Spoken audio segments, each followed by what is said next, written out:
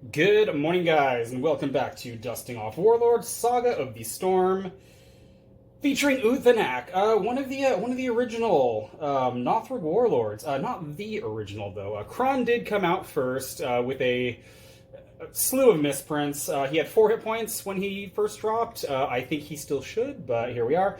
Actually, also kind of interesting. I believe Uthanak and Krun, I believe their names were accidentally switched. I think this is supposed to be Krun. And Krun is supposed to be Uthanak. Because Uthanak is supposed to be, in the fluff, he's like this feral, crazed, like, very fervent, almost animalistic character in the fluff. And then Krun is the tactician and strategist. And Uthanak's card, I think, reflects that more. But that's fine.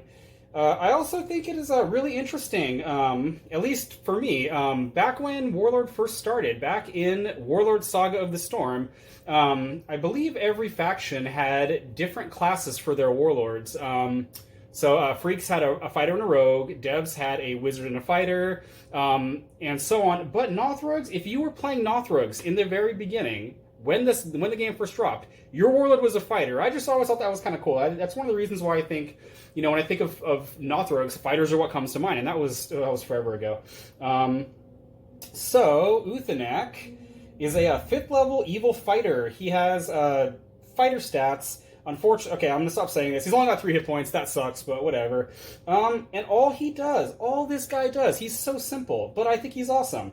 Order once per turn, move a Nothrog in your army, forward or backward, 1 rank. That is all he does. And I think this guy, and I mentioned this in my faction overview that came out forever ago, I think this guy is a very, very solid, I don't think he's just a solid starting warlord. I think he's great. I think he's awesome. Very simple, very straightforward. There's a lot you can do with that ability. So, for the most part, I mean, there have been some exceptions. Into the Accords Land spoiler decks, never played those because the cards for them literally don't exist. Well, actually, I think at this point, people, as of this recording, it seems like people are starting to get their Kickstarter stuff. So, but I haven't played a deck with Ysar the Elder and Master Dresden because I don't have a Master Dresden. For the most part, the decks that I have on this channel, they're all decks that I have. Like, for the most part, I don't theory craft too much on the decks. This is an exception because I have never played this before, and one of the channel viewers actually asked me a way long time ago if I could review. I think he said Krun or Uthanak, but I'm kind of inspired to do Uthanak from a very, very specific reason. So, many years ago, flashing back at this point, I'm 41, so 21, 22 years ago. Oh, good lord, it's been forever. Maybe it wasn't that long. It was right when Campaign Edition was starting. So back then, it's a much younger Iron Crane, a much younger, Dusty Old Crow. I would play Dungeons and Dragons quite a bit, and one of the people that I played with back then, his name was Drew, and he also played Warlord. He was one of the kind of top people in our meta. And this dude would beat the absolute tar out of me practically every time we played. Like, if I went 1-12 against him, like that was a good play. That was a good week, okay? Because I would always lose. He'd always beat the crap out of me. It was great. Like we'd be having a D&D session, and that was back when, if you guys remember playing D&D when you were younger, sometimes you'd be playing, several times a week. These days, I don't want to play more than once every 6 months nowadays. But so while we're waiting for everybody to show up, him and I would just crack out some Warlord, and he would just stomp me, like raffle stomp me, and this deck is actually inspired by his take on Uthanak back then. I don't think he plays anymore, which is unfortunate, but this has, I'm trying to stay fairly, what is the word I'm looking for? Faithful to his interpretation while also adding my own little twist to it. So, what we are going to be doing with Uthanak is, so obviously starting Uthanak, we've got 3 copies of Trug in the front. You could probably do 2 Trugs and an Urg or something, but I do really want that ability to stick around for, hopefully at least a couple actions. And behind them, we've got 2 copies of Grudurk out of 4th edition. Now, you can replace these with Krazen if you want to, and I also have 3 copies of Krazen in the deck. Now, these guys are kind of important because, one, they're level 2, and they've got good, like, striking ability. With Trug, it's going to be a +7 either way. You won't have to put a wound on somebody with Krazen if you're using it with Trug, because Krazen only triggers off of attacks, and Trug is not having to make an attack. He's just having to make a strike. I actually like the Grudirk. Dude, this guy is too serious. I like him mostly because his armor class it's not amazingly better, but it is better. And if there's something like a Lorik, or if there's something like a Jagorl, if somebody's going to be attacking these guys over the Trugs, I think that 2 armor class is a high enough benefit on the curve that, yeah, I think it can be important. The thing about these guys that's really awesome, too, is, especially in the Krazen's case, Krazen's got some pretty quality, very quality attacking ability for a level 2, and you don't need to draw movement or anything like that to get him to move forward and do stuff, because Uthanak can just do it to one of them for you. It's so cool. So those guys being level 2 is also important, but we're going to get to that a little bit later. Oh, okay, so this is the guy that Drew's deck, I think, was largely built around for most of when we were playing. Sareen. This guy is very interesting. He's a 4th level evil wizard. He has 2 hit points. That can be important because you can have, if you're having your Krazens actually attacking, you can throw wounds on these guys. So this guy, he has a spend order. Target one of your ready Nothrogs in the 5th rank or higher.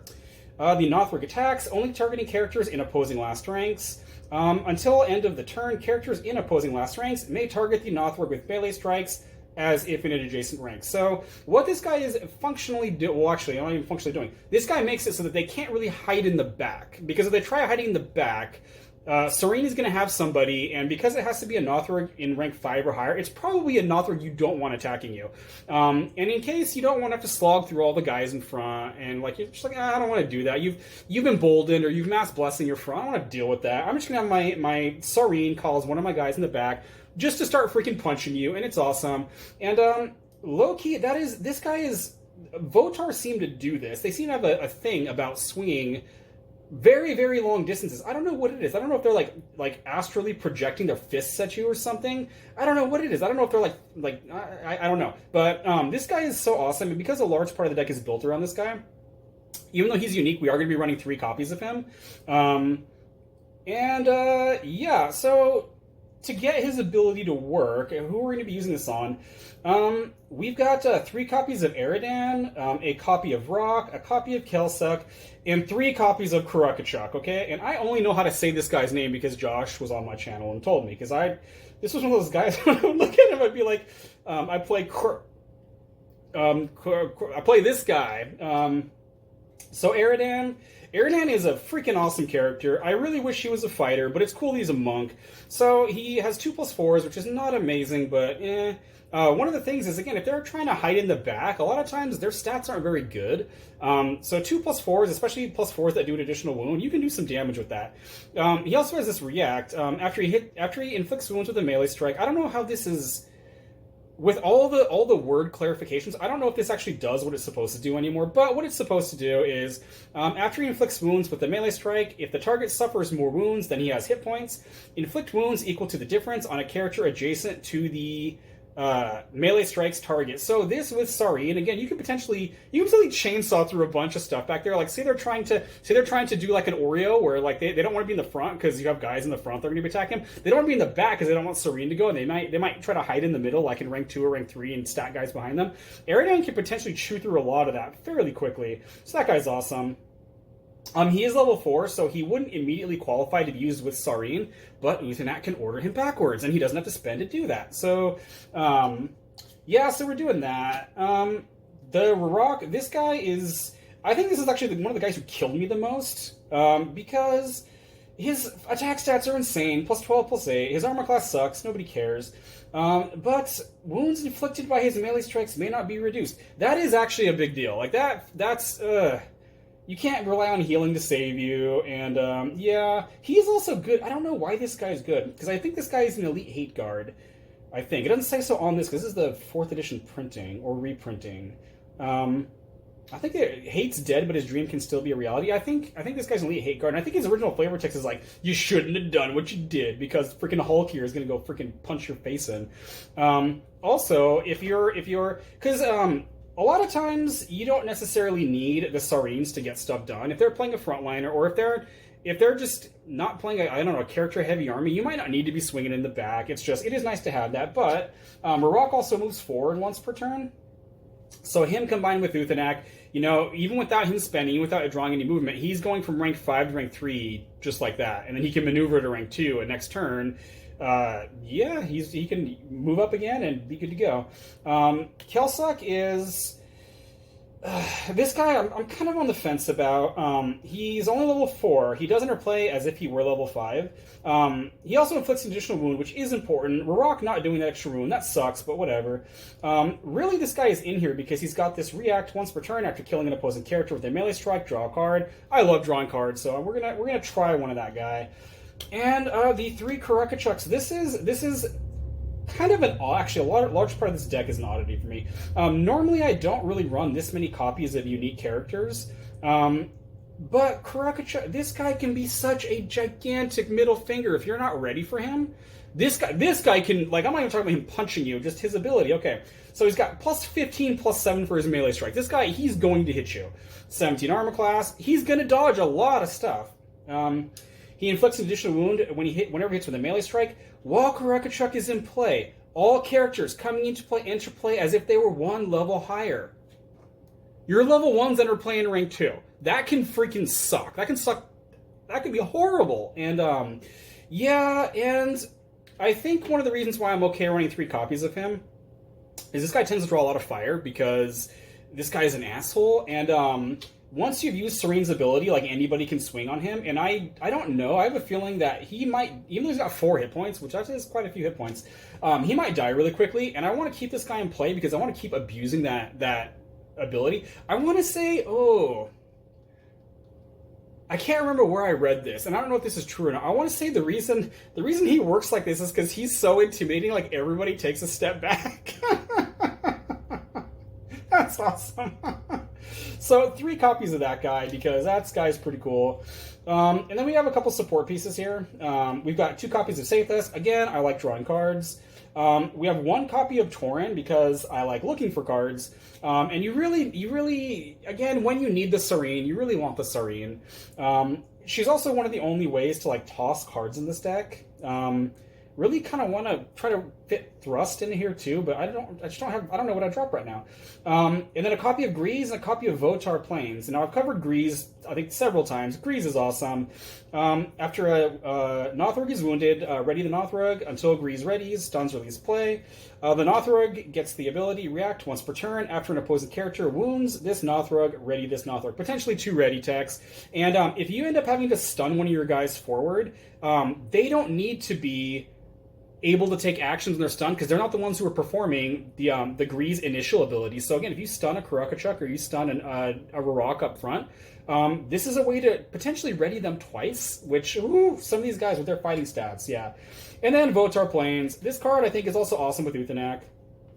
After a Nothrog you control moves forward or backward, move the Nothrog 1 rank in the same direction. Again, if you need to rush people forward, this helps. If you need to rush someone backwards to get into rank 5, also helps. So yeah, that is the character base here. So further going on with the theme, again, this deck, it's very, very atypical for me because I don't usually play decks like this. I've got 3 copies of Monkey Paws, which is also unique. And again, the only way I've got to get rid of multiple copies is at least I think it is the Tauren. But Monkey Paws can be absolutely brutal. It's level 8, it's a gauntlet, it gives you defend, which I guess is kind of cool. While this fighter, it's fighter and monk only, so importantly, the Eridans can equip this. Once an Eridan gets a Monkey's Paws on, it is just so freaking cool. So you punch, like, because you could have a situation where it's like, you're trying to hit somebody who for some reason your other guys can't hit. Like, I don't know, like, we don't really play Zod, but there's some freaking stupid dragon, and it's like, yeah, I can't really hit that. I'm going to punch the Brine Fiend next to him and start spilling wounds over onto it, and this gives you an extra wound. So, yeah, because while this character does not have a weapon equipped, he has an additional melee strike, and base attack +2.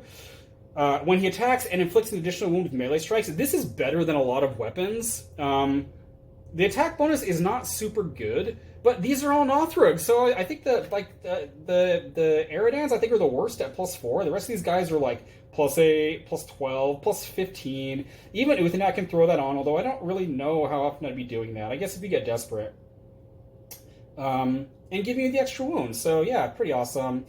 I also mentioned that Krazen and Grudurk, this guy, I mentioned that they're being level 2 could be important, and that's because we've also got 3 copies of Votar Charm, going along with, again, the theme of I am just going to try to snipe you when you're in the back. These might be overkill, and again, this is like a Votar thing. This was, I think, the original Votar thing. There may have been a Votar character who worked similar to this. I can't remember. It's classless, it's level 4, so the 2 level 2 Nothrogs can equip this in rank 2. Spend order, if this character is in your army's last occupied rank, he or she may perform a melee strike targeting a character in another army's last occupied rank. Until end of the turn, all opposing characters may target this character with melee strikes regardless of rank. So Sareen only makes it so that people in their back rank can make attacks or can punch you with melee strikes. Votar Charm lets anybody swing on you, but if this is one of the last things you play, it might not matter. So, like, you know, most of the stuff are spent out. Maybe you've already used Uthanak's ability, and you've got a Krazen, or you've got a Grudurk, you know, in your hand already in rank 2. You can throw a Votar Charm on him. You might need to do some, like, shifting of your ranks around, and I don't know how much it would be worth it, but I just like this. I think this is kind of interesting. This also does key into... I'm going to set this like this keys into something else, too. So, okay. So then, we also have a copy of Grimsteel. This probably shouldn't be in here, but this is when I talk about, like, my touch. I like this. When I can play these things, I like them because they're cool. So, +7 attack, +2 armor class. Only Nothrog's can equip it. While equipped, this character gets a... +1 hit point and an extra melee attack when attacking. Extra melee strike, excuse me, when attacking. Equal to his or her highest ATK strike. There was a very fascinating thread that I started on the Temple of Lore years ago. It has to do with, because this is not the most recent printing. Actually, I don't think this was. It was Slayer the Unkind with Lothian Lawhammer. And what exactly is the bonus on the second strike for Slayer? Because... basically, the weapon was giving him an extra strike equal to his highest attack, but his highest attack isn't +3. His highest attack is +10 because he's holding Lothian. So, from what I understand, it did translate to his Slayer the Unkind holding Lothian Lawhammer. He had a +10 attack and he had a +17 attack, which was pretty funny. It was super corner case. And the weird thing was I thought of this when Nihil and Tracy, when Paul and Tracy were playing Paragon versus Silas Zen, and I saw Silas, I think, threw on Lothian Lawhammer, and I had a question about that, but they were playing a game, and it was Medusan on Medusan, so it was like, my questions were obviously not important. But that always stuck with me. It was just a very odd thing, so I like this. Again, should this be something else? Actually, yeah, I have other things this probably should be, but whatever. And then rounding out, just a couple support items. Uthanak's Ring, again, another piece of movement that is not a steed and does not require, you know, the character moving to play it. So, and then we got a copy of Krun Standard. This, again, I don't know how good this is. It gives you Charisma, and the problem with it, I believe Charisma is only within 1 rank. And Uthanak is, I don't think he's going to be in rank 4 too terribly often, so I don't know how often he'll be able to use the Charisma part, the Charisma feat itself, but the react after one of your Nothrogs makes a successful melee strike, spend the standard, make a Charisma check, DC 20, so on. I believe Uthanak has +7 skill, so he's looking for an 8 on that, and if he succeeds, the strike inflicts an extra wound. Maybe not super important for the heavy hitters like the Kurakachuk or the Eridan, although that does one-shot a lot of things, but that does turn the level 2s using Votar Charm. That makes it a 2-wound melee strike, so I think that's pretty cool. Okay, so... we are playing... Oh, this is such an odd card. We are playing 3 copies of Reserves. I don't think I play this in any decks except this one. So, Reserves is very odd. It's been, I believe these are the most... Yeah, these are Black Knights. These are the most current printing. You play this as a react after a character in your army is killed, creating an illegal rank. Put a character from your hand into play in the rank in front of the illegal rank. If the character's level is greater than the rank, the character is stunned. So unless you're putting a level 1 into play, this is stunning them. let me rephrase that. If you're fixing your first or your second rank being illegal, this is going to stun you. You may not play a character that you could not legally play with your army's current formation. I believe that was the errata. I don't think it's been errated past, and it might be. If it has been, then I'll just replace this with something else. I'll replace this with Rust or something. But so the reason why I'm playing 3 of these is because, again, you guys. I mean, some of you probably understand. If you have not had your plans interrupted by this guy, by Krukachuk entering play, you do not understand how much of an asshole this guy is. You do not understand, but you will. So of course I'm going to try to be an asshole with that. So say I just make a rank, make a 4th rank, put a Sareen there, and then if your ranks are breaking, drop a Krukachuk into rank 1. His ability still works while he's stunned, so yeah, and they can wail on him. And again, he's not invincible, although AC 17 is pretty good. So yeah. Then we've also got 3 copies of Crunch Strategies. So Crunch Strategies in this deck it's interesting for several reasons. One, again, you can use this to ready potentially multiple of the level 2s that have Votar Charms on. You can use this to ready just say you're not even doing the Sareen thing. Say you're doing something else. I don't know. You can just use this to ready your guys who are already up in rank 1 fighting. So I mean, I think it is a perfectly acceptable play to Crunch Strategies for 2 Crazens and a Trug if a Trug's still alive. Like that's 4 more strikes, or potentially 5 more strikes you can start making. The other thing too is, again, it's just so cool how Uthanak works. So say everything is going off exactly the way I want it to go off. Okay, so Uthanak he's got the Serene in play. I have my 5th level guy has attacked.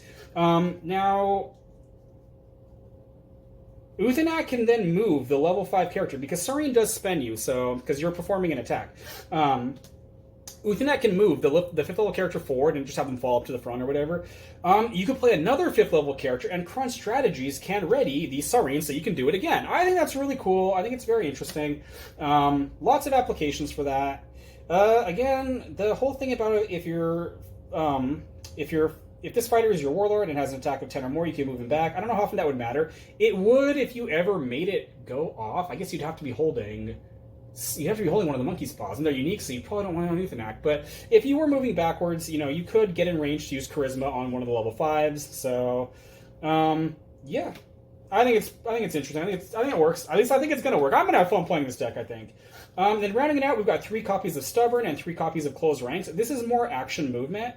Stubborns also give you some protection. After move forward 1 rank, easy enough. After this fighter is targeted with an action that could spend, stun, or move him, and inflict 1 wound on this fighter, cancel the action. Until the end of the turn, this fighter cannot be spent, stunned, or moved by opposing card effects. That can be really important. If you were, I don't know, if you were getting ready, Krukachuk, he's got the monkey paws on, and he's getting ready to just end the world, and then someone, I don't know, plays like Mudslick on him or something stupid like that, and you're like, that's freaking wonderful, and then you can play Stubborn and it stops it. That's awesome. It does suck that this is level 3 because the Crazens and the Gruder... This guy, I don't know why I'm having problems with his name. They can't play this, which is unfortunate, but whatever. And then Close Ranks, very simple. Before a character you control in any rank in front of this fighter's rank is killed, move this fighter forward 1 rank. These are Nothrog, and they're not very durable. they're not elf fragile, but yeah. So this is just a way to speed things up. Again, if one of the Trugs dies and your first action is, you close ranks up a Crazen or something, I think it's pretty cool. And then finally, we have 1 copy of Twist the Blade.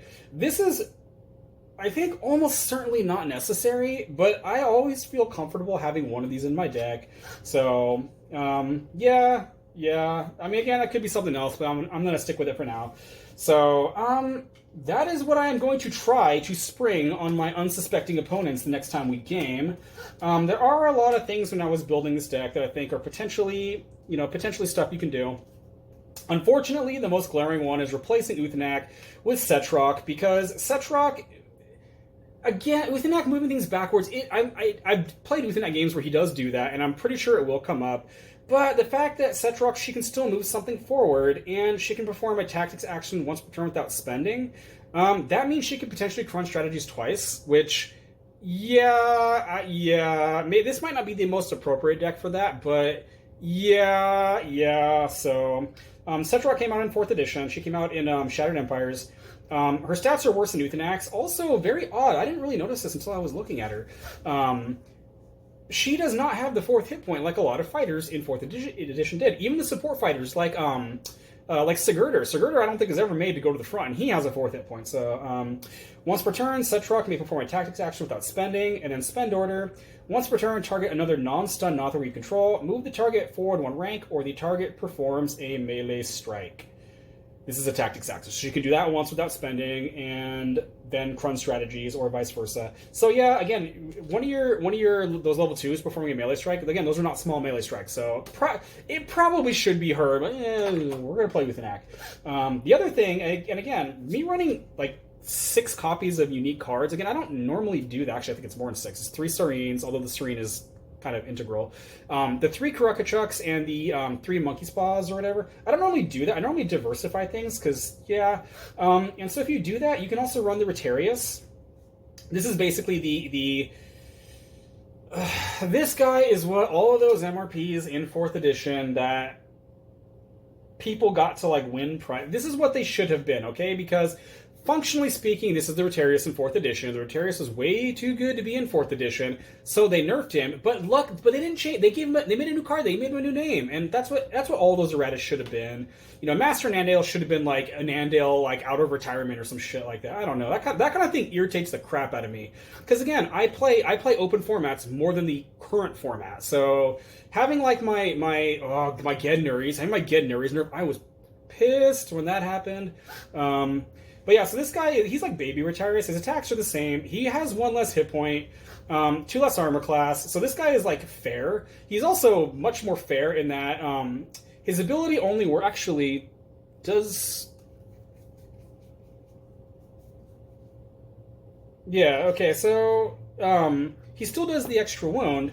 But he has to be in your front rank and he cannot be stunned, meaning he does not work with what I'm trying to do with reserves. What? I just had it. God, I'm kind of all over the place right now. Yeah, reserves. So you can reserves the Rotarius into play, but he's easier to kill, and his trait to make everyone be afraid doesn't work. So this is probably still what I would be running if I weren't trying to play homage to the guy who freaking kicked the crap out of me all those years ago.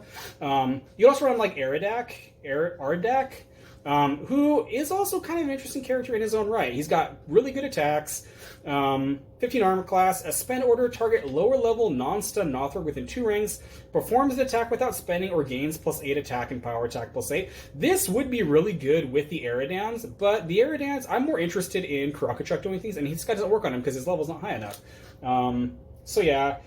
Somebody else too that I think could be potentially very interesting is Hagen. Hagen is a rogue, which is the reason he's not in the deck. If he were a fighter or if he were a monk, he would be in the deck. +7/+4 for his attack, 16 armor class. He's an assassin. Hagen's melee strikes inflict 2 additional wounds on spent characters. This is a bad time. If you don't know it's coming and your Warlord is spent in the back and then Serene with this guy go off, he has 2 swings. He might only need 1 to kill you. So 2 additional wounds. Oh man, it's beautiful. Another character I think potentially would be really, really interesting with this type of deck is Bella de Ilchant. So Bella de Ilchant, it says he's an exile. I'm pretty sure he's a traitor instead, whatever. He's a fighter and a rogue. He's only level 3. He does interplay in rank 4, but characters targeted by Bella's melee strikes may not play reacts to the strike. So again, potentially interesting. If you thought, like, you know, Serene is going to get me, but say I have outs to it. Say I have stealth. You know, you can only stealth once while you're in your formation, but you do have it. Or something else.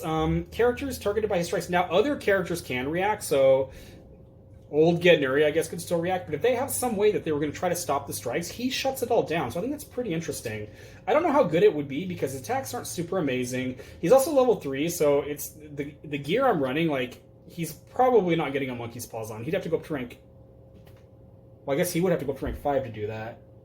And here's playing rank 4. So maybe. Might be worth another look then. Huh. And then, of course, you could do the full shift away from the Serene thing. Go full Uthamonk. You've got Horshun. You've got Kappin. You've got Bralig. Kartal, the Stone Spider, and GR. Yeah. And just go full Uther Monk, forget the Sarines, and just, yeah, do that. Oh, it's a fun deck too. I love that deck. That's where most of my Uthanak experience comes from, so... you could also potentially make a slight switch to Buy Your Word. Buy Your Word is only readying one person, but Buy Your Word is allowed to hit a stunned character, which, yeah, again, maybe the current strategy should be these Buy Your Words, because, again, if you reserve a Kurakachuk in play, this can ready him. You know, you're reacting to your ranks breaking, meaning it's probably not your action, and then all of a sudden he's ready, and it's like, yeah. I don't think I could run both. Although I do have enough level 5 fighters that maybe they could be the ones playing current strategy. I don't know. I was also toying around with the idea of running a couple, like, just random other items. Some stuff to protect your characters. Death's Bargain and Helm of Terror. So, since so many of these characters are level 5, Helm of Terror is going to be DC 13. That's not very high, but because Sarine and Votar Charm can attract attention from way more than the character normally would be exposed to, potentially that could keep you alive against chaff characters. And then Death's Bargain, just potentially a way to get your armor class higher. Again, Kurakachuk's armor class is good. It's actually great. But if he starts killing a couple characters, he might get to the point where they're not able to get him, which is, yeah, it might be kind of cool. So, potentially an option. You can also do steeds, too, because this is basically a cab deck without steeds. In particular, one of the ones I think that's kind of interesting is Relian Truebred. I don't actually like this steed most of the time. I think this card, it's so baffling to me. This card is so counterintuitive, okay? So, once per turn, spend Truebred and move forward one rank. So, you can't writing with this guy. Like, and the flavor text, Relian's finest are bred for both strength and speed, but it's one of the slowest steeds because you can't move with it twice. I don't know what they were thinking. But the other part is that order once per turn, spend Truebred, discard a card. The next melee strike performed by this fighter this turn gains +4 attack and inflicts an additional wound. Yeah, again, that turns Kurakachuk's into 3 wound. His next one into a +20, was that +21 for 3 wounds. It does give Rarakan a way to do an extra wound too, so kind of interesting. I don't know. And then again, that Grimsteel should be something else. Like, the King's Lady is probably more practical because I don't know how often the extra hit point and the 2 armor class is going to matter. This giving you an extra wound and an extra strike. It is unique now under the 4th edition printing. I am more okay with that kind of errata because it's not strictly inferior. It's like, you do get the extra strike. It is unique, which does suck, but whatever. Another item I think is also potentially kind of interesting is Collide More. This is a weapon. It's level 8. Gives you a little bit of attack. Your armor class takes a slight hit, but whatever. It's got this react. After inflicting 1 or more wounds with the melee strike, spend it. Move the target of the strike back 1 rank and spend him. The reason I think this is really interesting is because if they're already in their last rank, and they might be the only character there, this is functionally stunning them too. Because it's hitting them, it's moving them back and spending them, but then they were in their last rank, so unless there are other people there with them, they have to stun forward, and that could be a bad time. You'd have to spend it to do that, so you can only do it once, but whatever. And then a couple just random things that I found and did not include. Hate Signet. This, I mostly play the Dev Signet. I can't remember what it's called. And I actually play it. Okay, whatever.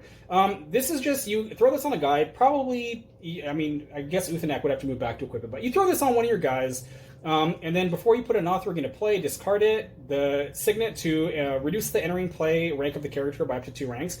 You can use this with Nodwick to keep doing it, and this is also quasi-movement, but it's better in some cases than movement. You have to do this when they're first entering play, but you don't have to necessarily build up all the ranks to do that, so I think kind of interesting. The other one I was toying around with was No Prisoners, because again, if they were trying to buffer their back rank to try to keep them safe from Sarine shenanigans, No Prisoners could potentially get you some extra, 2 extra kills to help thin that out. And I don't know what the game would have to look like for you to need like more than one of these to get out their Warlord. So not doing it now, but great card and potentially definitely worth considering. So, oh man, oh gosh, this is a long dusting off Warlord, man. That is my take on Uthanak. That I'm very excited to play this. Had a lot of fond trips down memory road of getting the freaking what was the last one? I want to say it was the Cantor. I would say it was Cardinal Cray was the very last game we were playing, where yeah, it was Sarene and I think it was Rock, and it's like that's just perfect. Like now I have to start moving forward. Yeah, it was it was a good time. So thanks for checking this out, guys. God bless you, and I'll catch you in the next video.